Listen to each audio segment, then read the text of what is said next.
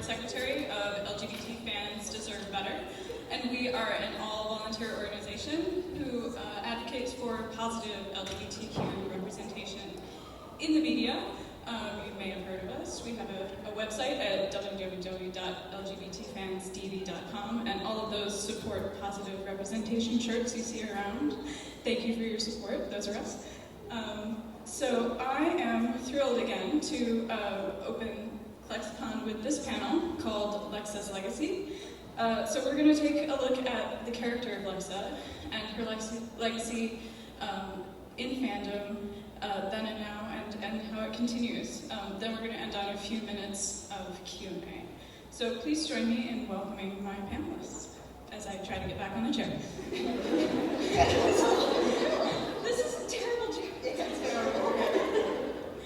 All of your favorite celebrities will be struggling with this later. This is going to be entertaining all weekend. Literally, these chairs all just right. keep... The one that's keeping me in my chair is Shelbie Cohen. Shelbie is an engineer, a military veteran, and contributor to the LGBT Fans Deserve Better organization. An important part of her work is participating in gathering statistics and scoring canon female representation in a variety of TV shows. Hello, everybody.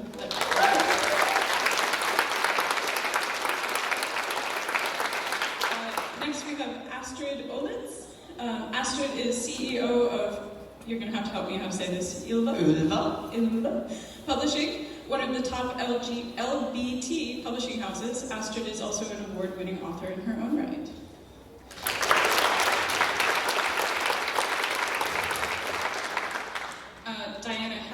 Diana is a Filipino-American, currently working on a music education degree at San Francisco State University. She's an avid gamer, reader of a variety of genres and fan fiction, collector, and maker of custom Funko Pops.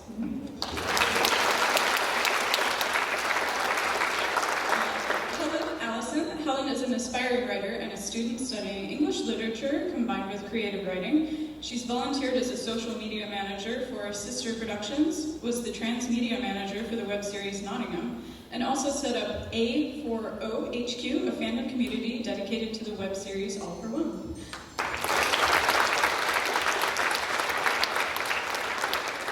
And finally, we have Mika Epstein, the co-founder of Let's Watch TV. Mika has over 2 decades experience in running fan sites and organizing communities, and she's taken on the challenge of delving into the recesses of television for queers long forgotten.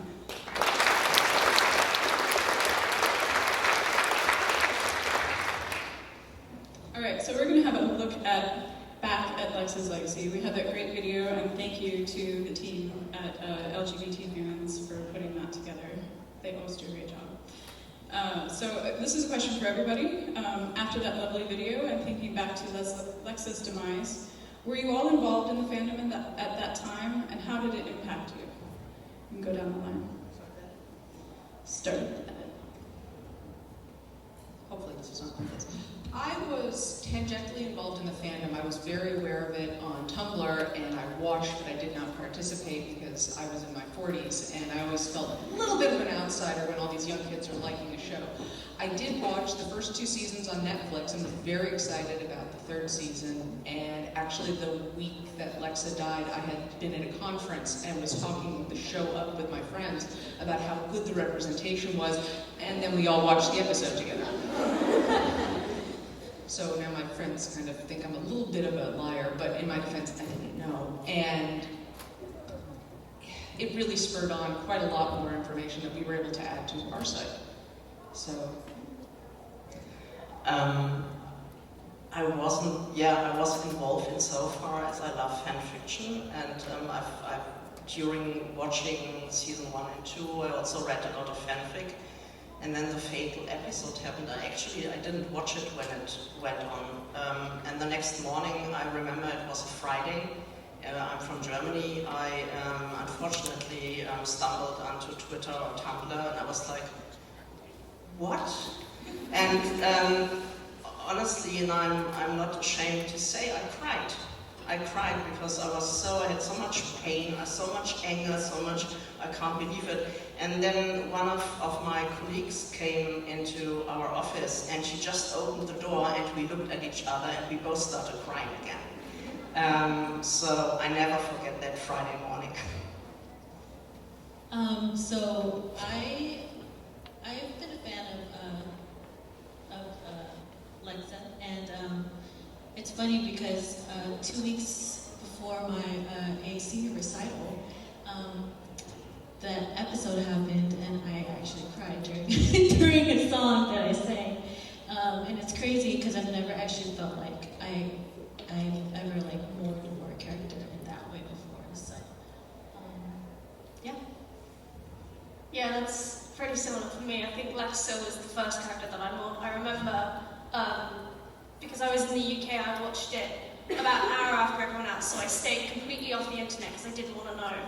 And then I watched it, and I just remember being sat, and it was about 3 a.m. in the dark in my room, and I just loaded up Tumblr, and everyone was screaming. It's a great way of phrasing it, yeah, but it was horrendous, but already from that very moment, I will never forget. I'd never seen a community come together so quickly. That was it for me. It was, oh yeah, this is it now.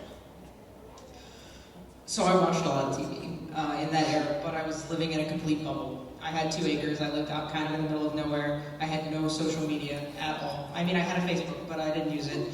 I had no Twitter. I didn't even know what Snapchat was.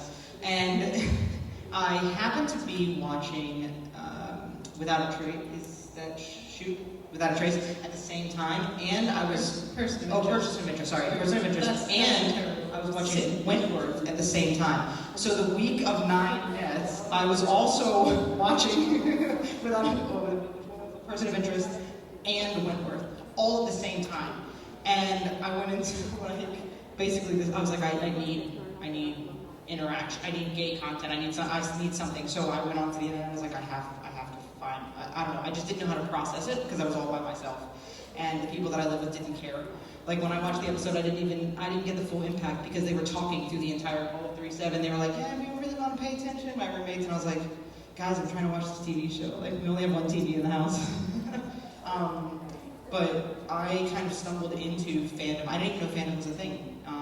So Lexa, for me, changed my entire existence because now I'm doing panels and I'm involved in this huge thing that I didn't even know existed before. So I am grateful for that, but it was definitely a tough week. But it kind of jump-started me going on the internet and looking for everything, and that's how I found ClexaCon the first time, and that's how I kind of got involved in part of all of this and introduced me to the organization. I think there were a lot of sick days that Friday. So, obviously, the character of Lexa really touched everybody. I can't really see everybody. I'm going to fall off this thing and you're all going to laugh. But it really touched everybody, locally now we can see, and we see too from the reaction of it from the people who, especially originally, founded the organization that's still going now. It's very global. It's Australia, Europe, all over the place. This was something about this character really, really spoke to people, and something about that time really made a difference. And I think you touched on it there, that it was one of a lot. But I think there was something really particularly special about that character and that death. Anybody want to say something? Why that really spoke to you, amongst others? Well, for me, personally, I grew up watching Xena and Buffy, and yeah, I know, I'm 30. At that time when all those character deaths happened, the internet wasn't really a big thing back then, and I think the reason why it's such a big thing now with Lexa's death is because we're all able to communicate online and share, just share and express our feelings about it on a global scale. Yeah. I also think it was more impactful because it was the first time really that we had two very, very strong female characters, right? They're both leaders of their people, and we don't get female characters like that ever.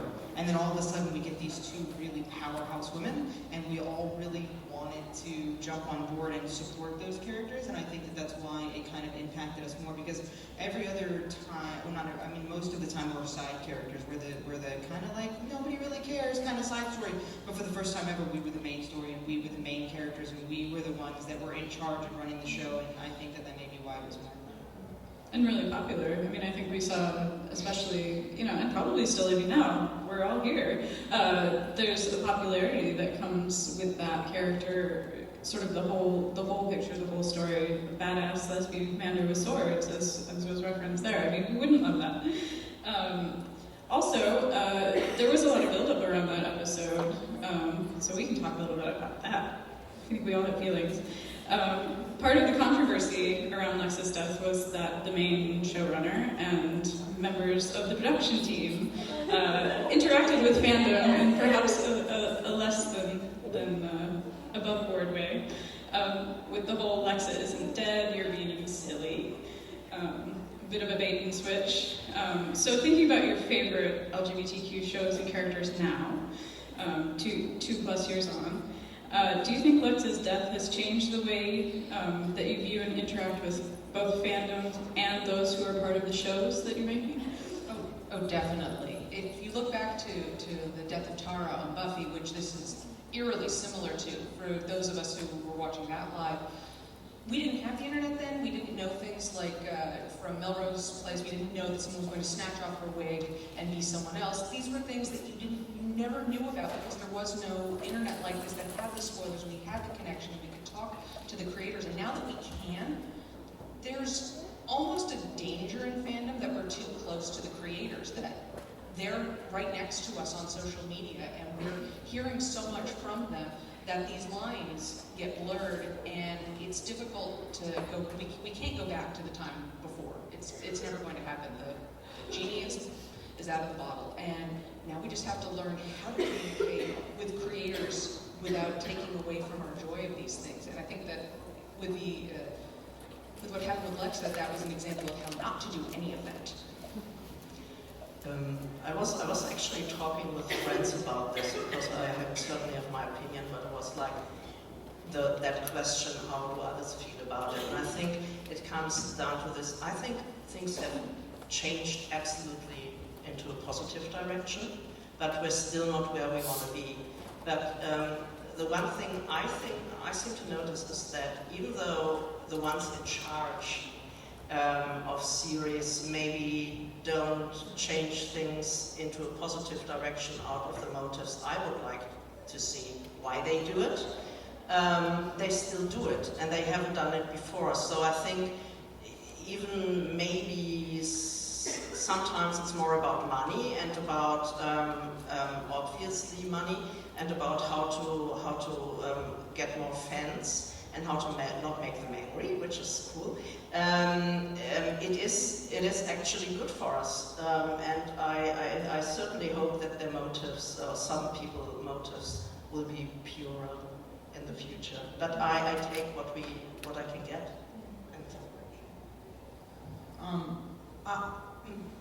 I think in some cases it is definitely positive. I think we're also seeing an insurgence of them specifically baiting to us.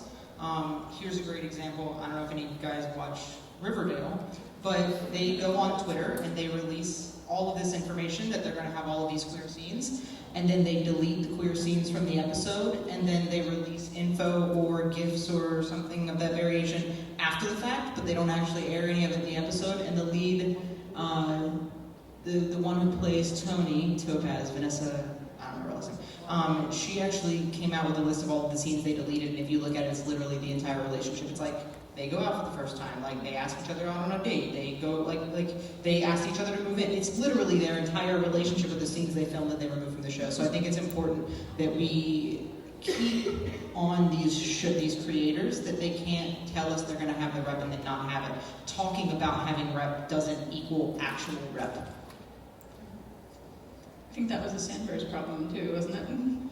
Yeah, they came on and they were like, we're huge. Yeah, the showrunners, I think, at New York Comic Con came out and they're like, yeah, we're huge supporters of Sandverse and we ship them and we're all for it. We're totally supportive of them. And then immediately we found out that they already knew that she was leaving the show. And they went to Comic Con and talked all about how they were in full support of the couple. So yeah, that was another one. The deleted scenes as well, wasn't it? I don't know that they I don't know that they released the scenes, but But yeah, that was another one where they're like, oh, we signed all of these, we did all these scenes. Yeah, I think on Riverdale there was even one, there was a musical episode, and they had an entire like duet together that they deleted from the show and then released online after the fact, their duet together. And I mean, I think that's, we actually did almost, well, certainly over a year ago, the teasing content in the marketing of it, and found that in a lot of movies. It was Beauty and the Beast, it was Power Rangers. 3. It was good. Pitch Perfect 3 put a Snapchat ad out yes. where they literally had Becca and Chloe go all the way in for a kiss and then stop right before their mouths touch. And then all of the actors were talking about it in interviews, how they had kissed and blah, blah. They didn't know that the WB had cut it out after the fact. The actors actually thought that they had put it in the movie and then they cut it out on the last final cut. So then the actors were like, hey guys, don't do this, we look like assholes. Sorry. It's okay. Saucy for 10 in the morning. I mean, Listen, I've been up for like 48 hours. You have. She just flew in from Florida yesterday, so. This morning. I landed at 6 a.m. I'm not quite sure what day it is or what time it is. You know, and I think one that's coming up now, and I feel like there's not people aren't necessarily finding a negative connotation with it, but Eleanor from The Good Place. I will find a negative connotation. You will find that? I mean, I think that they aren't. I think that they think it's cute, and I think can't say impressed that your character is gay and then never have them do anything canon gay. It doesn't count. I'm sorry, she thought she was cute. I will give them this. If you watch the show, if you watch The Good Place, it's very clear that Eleanor is absolutely bisexual. That said, if you go in with the heteronormative mindset that the majority of the world is still going through, you would miss every single moment, and that's just not enough.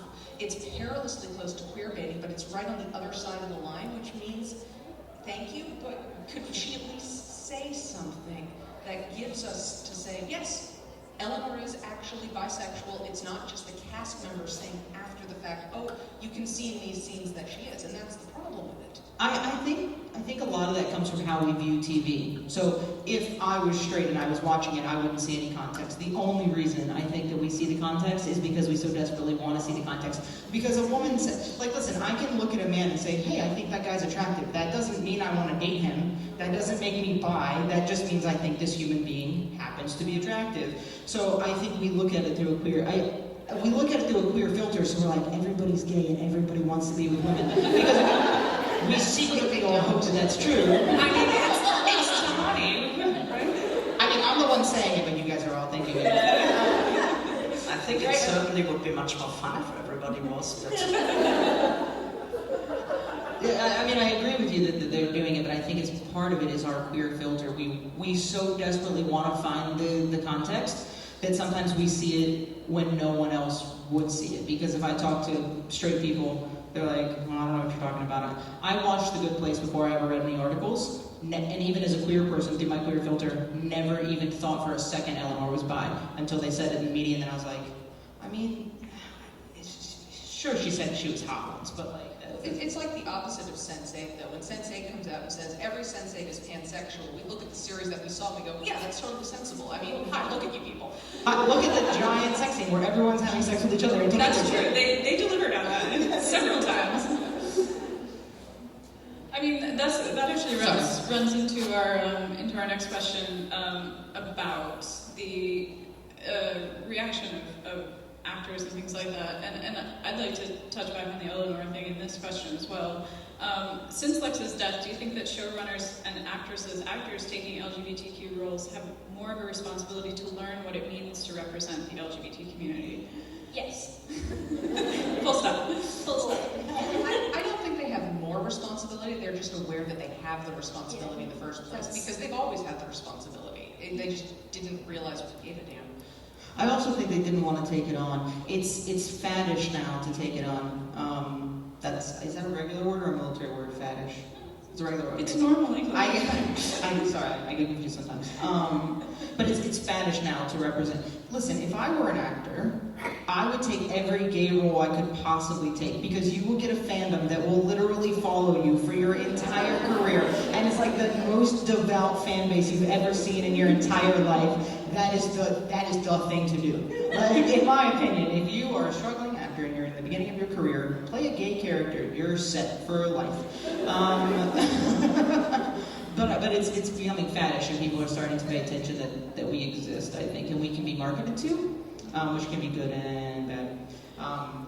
Yeah, and so the thing about the Eleanor thing, the good place thing, is I just stumbled on this on Twitter one day, and I think it was about by Visibility Day, something like that. So it was related to that, and they were trying to relate it in a very positive way, saying this character is. They don't show it on screen, or it's a joke, or it's a reference on screen, but on social media they were trying to say, we support the bi community because we have this character and this representation, and it's very positive, we want to support you. Is that different? Is that negative? Or is it just different than kind of the queer baiting that you've been talking about, and what we experience with shows like The 100, where that was definitely, we want you to watch something terrible happen, or just carelessness with, you know, Riverdale and all that kind of stuff. We want you to watch, but we're not really going to deliver. Is it just sort of the same flavor? Here's the question I would pose to the room. Is the rep more important for us, or is it more important for the rest of society to see us in a positive light so that we can live our normal lives? Right? So I would say show of hands, but I don't want to call people out. But just that's the question I would pose. Sometimes I want to say that the rep is important for us, and it is important for us, especially for our youth. But I think that sometimes it's more important for the straight world to see us as regular people in regular relationships with regular lives, so that they don't look at us and see us as different anymore. So in the case of our rep, it's positive because we're like, oh look, these people are supporting us, that's really great. But from the straight side of that and representing us in the world, we are not getting that credit, because the regular heterosexual person who's watching the show, who isn't a part of the community or part of the fandom, would never see that. So I don't think that it's negative, I just don't think that it's necessarily positive. I think it's just kind of even keel. But then I think we should really be, or the showrunners or writers need to be aware about positive representation, because I mean I'm getting 50 next year. I grew up Sina was my first fandom, but I've read so many books and I've seen so many shows and movies where the lesbian is not a lesbian, but in the end goes back to her man, gets into an asylum, gets killed, is mentally ill, is like, and it's not only about representation, but it's about, because if we want to see, if we want the TV watchers to see that we are normal people, sometimes normal is too boring for series and movies. We need a positive representation, positive characters, outstanding characters, and that is where I see the big responsibility, and that is where it often still goes wrong. Let's not talk, but if you want to chat with me about the L word, do chat with me later. I think that also brings the point as well. The people behind the scenes also have to be diverse, not just the people on screen. I mean, because, like we've all mentioned before, a lot of these characters are written by heterosexual people. So I think that's another thing that should also change as well. If you look at some of the best shows coming out of America, right now, they're all led by the Latinx community, which is including many writers of different ethnic backgrounds, different sexualities, and bringing them in purposefully to tell these stories. And it's turning around and demonstrating, look, not only does this work, this works very well. And to go back to what you were saying earlier, they're not pandering to us for money. They're telling the stories that need to be told because they understand what it's like to be the minority and not have your story told, and they want to tell them in inclusive ways, and that really matters. Yeah, no, I think for me, before Lex's death, it was very much a case of support LGBT plus representation. And the biggest thing that changed for me after Lex's death was, no, it's support positive LGBT plus representation. It's that, just that one word is the big difference, because it can destroy people. If it's not done right, it can be the thing that shows people they have no value, and that's not what you need when the statistics aren't in your favour already. Well, that's a really good way to put it. Yeah, shows, well, and that goes back to what you said about, is it for our community or is it for the straight community to come in and learn about people that they wouldn't otherwise experience, and it is both. And I think that negative representation or lack of representation at all, it just creates a vacuum where people aren't seen, and they think they're not encountering LGBTQ people in their real life, and so, or if only negative, they deserve to die. They deserve misery. I wasn't being rude on my phone. I was like, you said something, and I wanted to find. We did the stats for how many. It was like from 1976 to 2016, how many lesbian characters ended up with men, and I was trying to find the number, and I couldn't find it fast enough. But it's on our website somewhere. You have those stats, and I've got the ones of how many died. Yeah, it's like 242 or something like that. Before 2016, I believe there were 242, maybe. We're over 340 now. Now 340. Well, and part of this is, as she said, I dealt the internet for queers long forgotten, and I literally do mean that I'm going back and finding things from the 1970s and the 1980s and the 1990s, early web series where barrier queers is still the top trope of shows that have queer representation, still. Just is. Ooh, that leads nicely into the next question. So it has been over 2 years since Lexa's death, and since really a mainstreaming of the conversation around barrier gays. But during this current TV season, we're going back to some old problems. So are we starting to forget how important her death was, and to follow along with that? Shelbie. Yeah. So I looked at the stats for last year. Everybody was really careful. There were only 9 barrier gays last year, by my count, in TV, in scripted shows. The female character. Female, sorry. Sorry, my bad. Yeah, we lesbian or bi characters, lesbian or female bi characters, just in scripted shows. Do you have a different number?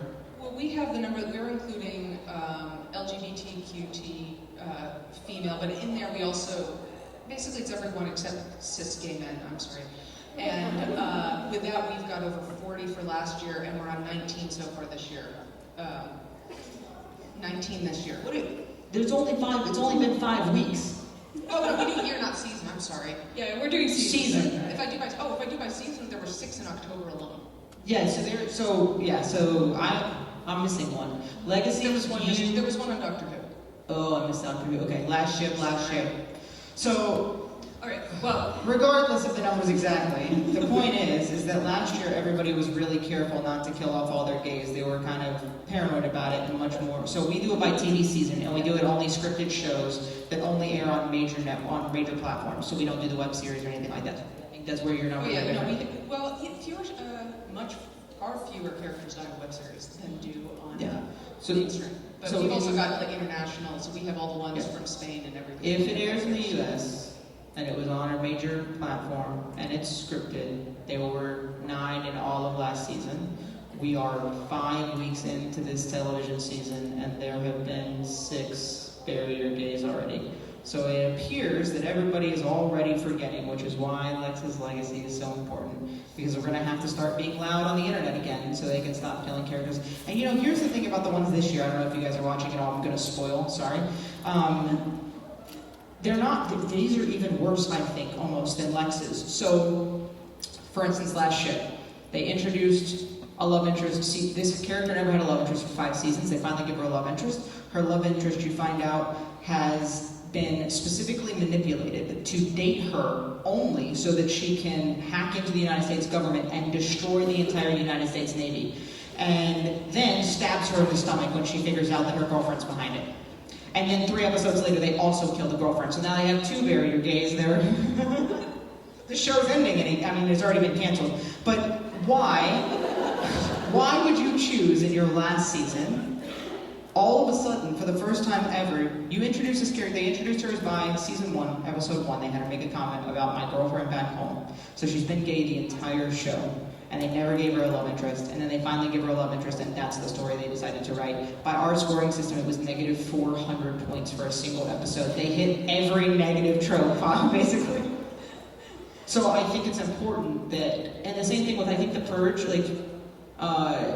sleeps with a gay girl, falls in love with a straight girl, turns psycho, kills her, or gets killed. The other one was sets girlfriend on fire or something like that. So I think it's really important that we start having these conversations again, that we start getting loud again, because I think we're backtracking again.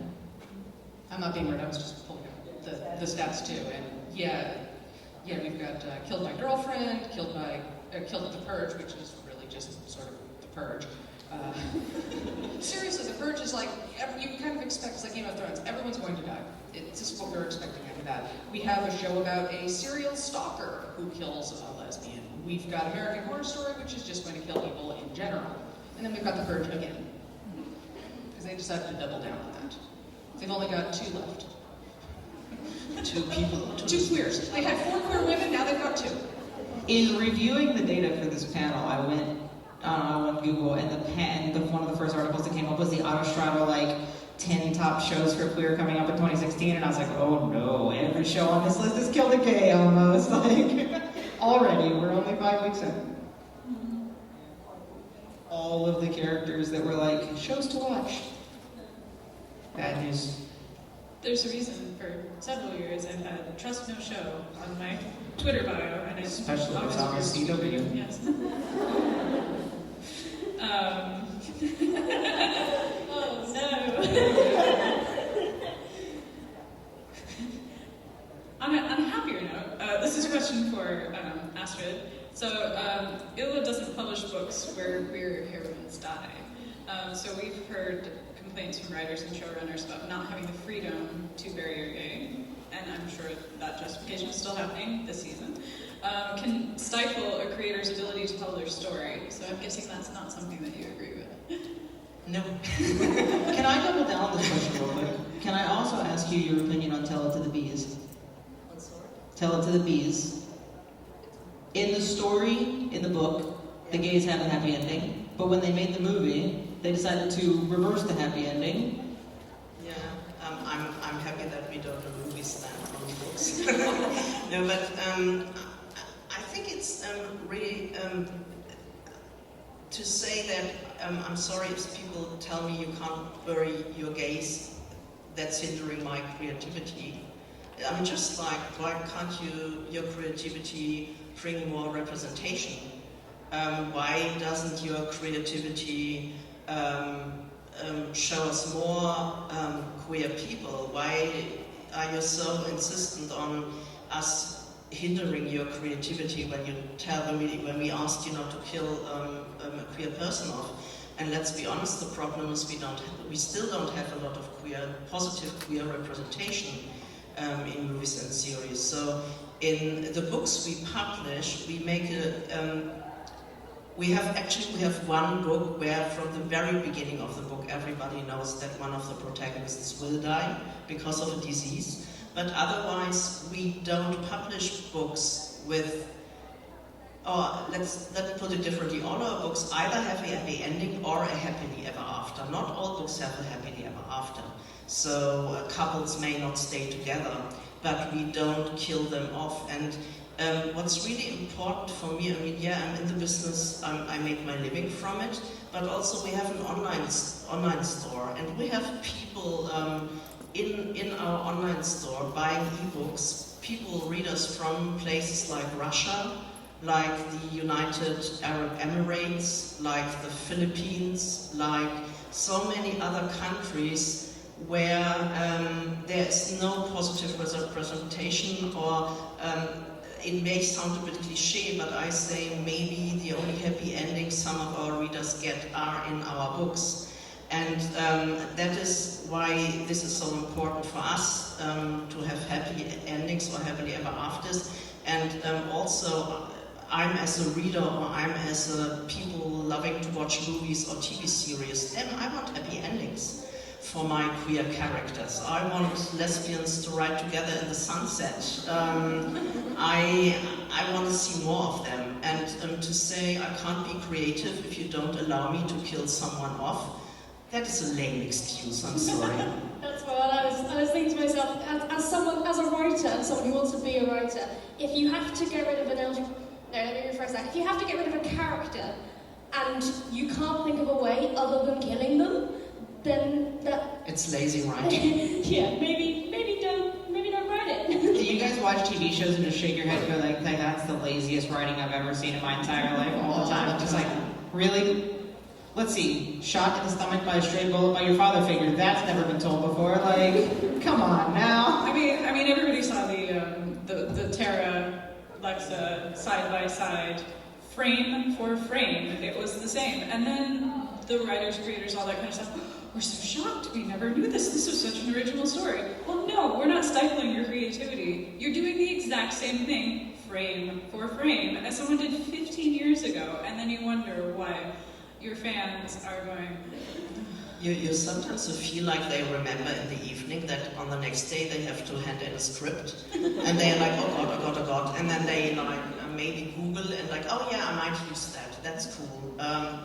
Creativity. This is not creativity.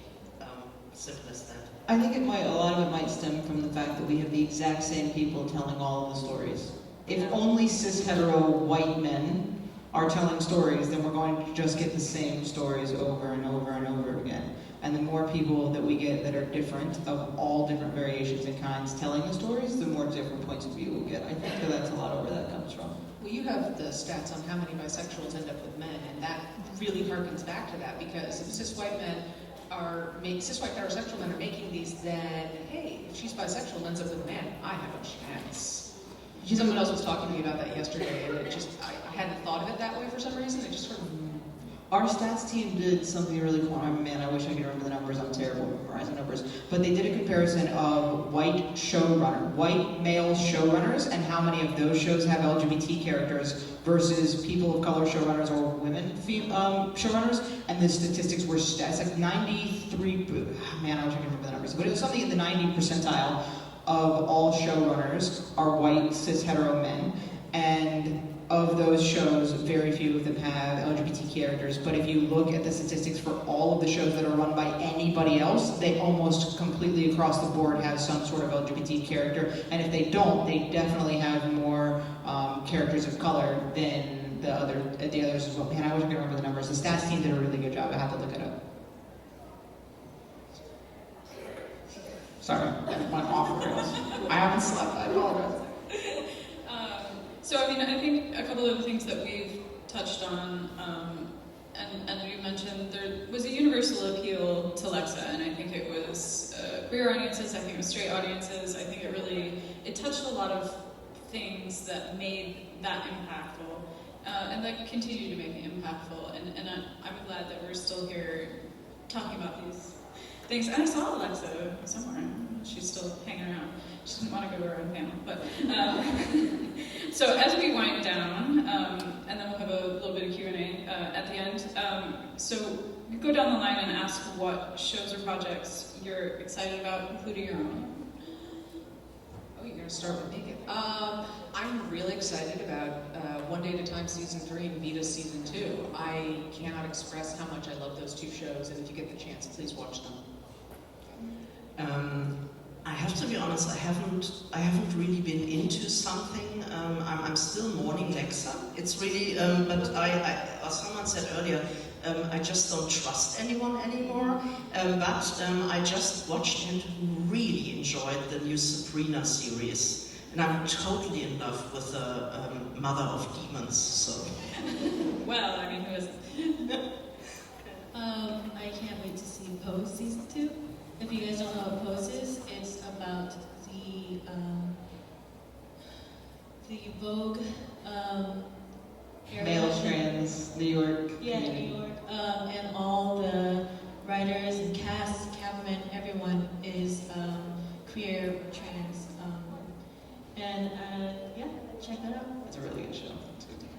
Isn't it like the most diverse show on TV? Probably, I think the entire, like almost the entire cast is, or like I would say half the cast is trans, like at least all of the cast I think is queer. It's pretty, and like mostly people of color as well, of all different kinds of backgrounds. It's like 99% people of color, and then there's Dawson.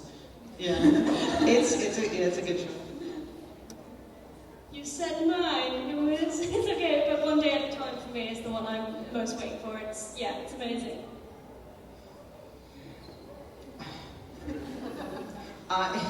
So I guess I'm not actually looking forward to anything. I did watch all of the scenes of Avalanche on YouTube, and I feel like people are kind of sleeping on that a little bit. Like, it seems like it's pretty good rep. I haven't actually watched this show. I'm just going to watch the clips on YouTube. I watch a lot of TV for scoring purposes, so I don't have enough hours in the day to watch all the TV I'm supposed to watch. I can't score that one too. But from a personal project perspective, I am really looking forward to us getting our TV scoring platform off the ground and get the beta testing rolled out, and so you guys can start seeing it, because so much work and heart and blood, sweat, and tears have been poured into it that I'm really looking forward to us getting to a point where we can start rolling that out. And we've mentioned it in a documentary that's coming out in February, so now you have a deadline. Fantastic. I only need like 10 more hours in a day. So we're doing a lot of stuff on our end too. We have a year review comparison that's going to get a whole new landing page, some really neat graphics and some tools to compare how all that is, so you won't have us up here trying to remember exactly what the stats are. You can look at them yourself. We've got a lot more projects and articles coming up, and we have, of course, another panel coming up today, though it's against Holstein, so I understand if none of you come, which will be talking about UK stats and representation, and we'll be all up in our skins feels in that one, for sure. If anybody would like...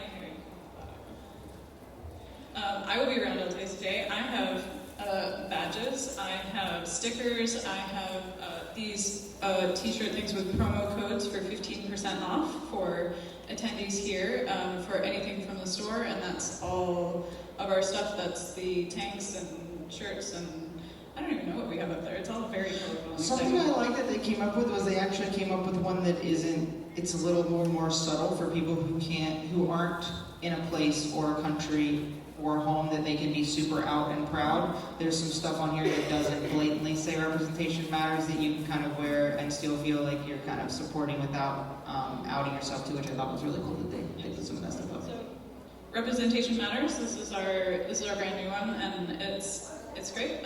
So grab me for that, or Find me too. I have them as well. Yes, find Shelbie.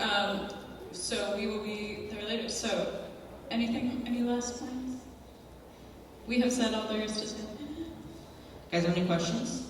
Please ask questions. We haven't memorized enough stats though, sorry. I only wrote down my UK stats for the next panel. I didn't write down the global ones. I looked at a few before I came on. It's hard. You have to look at how you source the stats, which we ran into earlier, because depending upon how you source the stats, it comes up very differently, because the GLAD report and our report comes up uneven, but they count their seasons differently and things like that, so you have to kind of look at it, break down that. And it really gets hard when there are things like Sherlock, which aired over the summer, so where's that season fit in? Do we count it for last year or this year? And it's really hard. And then when I have it in international, it's like, oh, okay, wait a second, where do I fit international seasons when, a series of Doctor Who is maybe 10 episodes and it airs at a very different time in the States versus the UK? It's not easy. That's why we just said, look, we're just going by calendar year. So I actually have a question.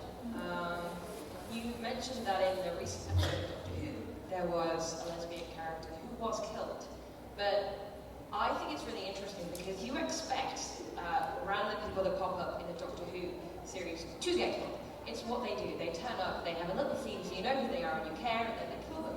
So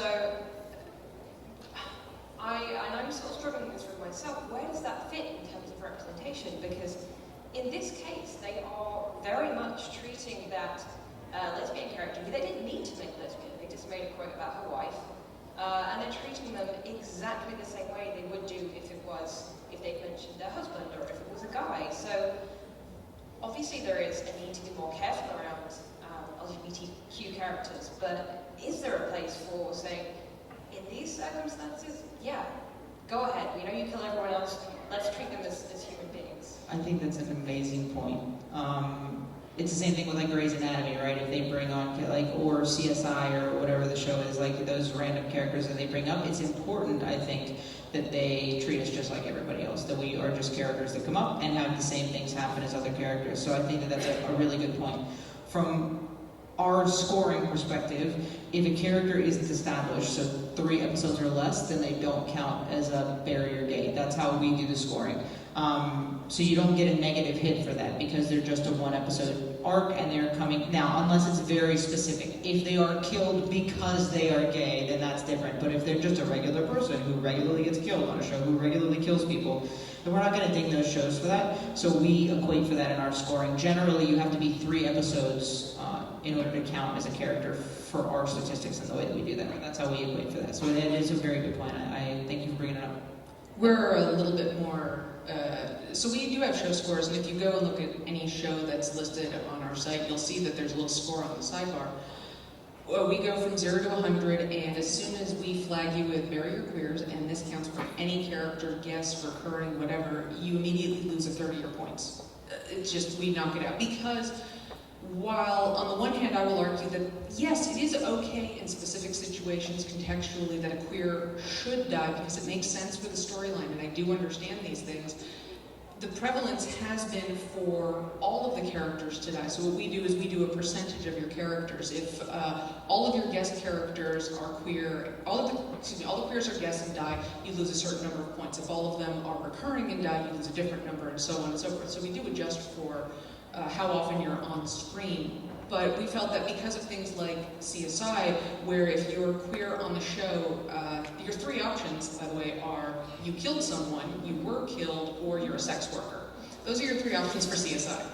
Unless you happen to know that in a cut scene, one of the characters is actually queer, but you'll never find out because it didn't even make the DVDs. Things like that, I feel matter because in America we get a lot of dead queer of the week. We're going to bring in a lesbian and they're going to die. We're going to bring in a trans sex worker and they're going to die. And those things, I believe, can give us negative representation. So we do need to ding shows points for that because we need more positive representation. And in the case of Doctor Who, I hate that I have to knock points off of it for another dead queer. I mean, I have to count another dead queer, including River Song, because as she says, she's married all 140 some odd genders. And if that isn't the definition of a pansexual, I really don't know what is. So I don't know, I mean, I think Doctor Who's actually a really interesting one because when they had Puddle World, and with the last, I'm blanking on her name, was it Billy? Yeah. Why am I looking at you then? The assistant? Yes. Bill. Bill, there you go, sorry Bill. And I think, you know, Bill's character was killed on that show and brought back to some extent, and on Ohletz, but that's a really interesting show. Do you excuse it because it is time travel and they are potentially alive at any point ever? I think I cry a lot when I have to do all the sci-fi shows, so I cry a lot. I kind of zoom out a little bit on that, right? So you can argue that it's always bad because they always kill your gays, but if we say that they can't kill any gays ever, then they'll just stop making us regular characters, and I think that that's worse. So in a show, for example, like a CSI or a Grey's Anatomy, or I guess I don't watch it, but for those types of shows, is it better for them to have no gay characters at all? Or for them, because every character is going to die, that's the story arc, right? Like she said, in CSI, you're always going to die, you're always going to be a murderer. So do we want to say that we never ever want to have a character be on that show? Is that more harmful than having a character treated like everybody else? And I think that the more we are normalized, the better off we are. And I actually think that they can bury your gays or like kill gay, not barriers, but I think that they can kill gay characters, but not until we have the same percentage. If 20% of the world population is gay, then 20% of all key characters on TV should be gay. And if 20% of characters on TV are gay, then approximately 50% of them probably will die, because approximately 50% of straight characters die, and then we're all just being treated equally, right? It's the idea that feminism or whatever have you is all about equality. It's about us being treated like everybody else. So if we're not fighting to be treated like everybody else, then it's a different fight to have, to say you can't do anything with our characters that we don't like, versus please have enough characters so that it doesn't matter. Like Wentworth is a great example, right? They kill gays all the time. But if you have 15 gay characters per season, you can kill one or two, and it's okay because you have 15 gay characters. I score Wentworth, and it usually scores, even with all the barrier gays, it generally scores positive tracking, even though every single person is crazy and every single person is unstable, but they have so many gay characters that it balances out. So I think and that brings it back to what is positive representation. It doesn't always mean happy, and it certainly doesn't always mean, you know, happy endings. It doesn't mean that, you know, the real potential of every story has to end up, you know, sunshine and roses and all that kind of stuff. So when we talk about in our organization, in our scoring, in our work, positive representation means authentic stories. It means not needlessly falling into these stereotypes, into these tropes, into all this kind of stuff. And within that, there is a lot of freedom to tell stories. You just got to be creative. I think that creativity is a kind of key thing as well, because if you take something, I think people forget you can have high stakes without death. So, for example, for me, the one I always come back to, there's an episode in Winona Earp where obviously everyone kind of knows that there's the joke of the unkillable gay squad. So there's an episode where she looks, I think it's Nicole looks like she's going to die. And everyone who doesn't know about the unkillable gay squad, their issue is, oh my god, is Nicole going to die? And everyone who knows is like, oh my god, is Waverly going to betray Nicole and her sister? And the stakes are high regardless of what you know, and I think that is amazing writing. That's amazing writing. And I think when you conceive things like that, where the opportunity to be creative is there without having to kill anyone, why? Yeah, why? Hi, so my question depends on whether you've seen Black Sails in the last season, because I don't want to spoil it. Sorry, one more time? Black Sails. Oh, Black Sails, okay. Well, it's been off the air for what, 3 years now? No. No? With Black Sails? Yeah. What's the question? So in the final season, they unbury a gay. So I was wondering if you were aware. who they unburied? Thomas. Okay, guy, yes. Okay, they did unbury, yes. And they give almost everyone a happy ending. So I was wondering if you knew about this new trope of unbury your gay. It is actually something that comes up in the chat all the time. We're like, hey guys, how are we supposed to... So yeah, we talk about this all the time. How do you unbury your gays? Because I think that this conversation, there's a negative impact of the gay character dying, because regardless of whether or not they bring them back, we all have to still mourn that character for however long they're dead for. So I think that the solution we came up with is that they keep their bury your gay negative scoring until they unbury, at which point... Is it too loud? You're holding your ears. No, we've moved on. There's no spoiler. No, there's no spoiler. But it is something that came up quite a few times now. Yeah, we unbury, we stop the negative points when the character comes back to life, but they still get the initial hit, because I think that it's still a negative impact on the community for us to watch that character. At this point, where we are in our state of trustworthiness of TV, it is still painful for our community to watch our characters die. And I think that they still have to get hit for that for now. And maybe that will change at some point in the future when all of our characters aren't dying. I also think that was a little bit of a hilarious trend, because we did see it, and I'm not going to spoil, because I can't really remember which shows that I was mad about, but it happened at least 3 or 4 times in a row in the last season, because I think there was some attempt to say, okay, well, we can't kill them, but we're going to pretend to kill them. I feel like it was after the 26th. like 2016 they killed him, and in 2017 they're like, oh shit, people are mad, let's bring him back. There were a few deaths that were, shall we say, did they die? And we kind of leaned on the, well, yes, they're dying.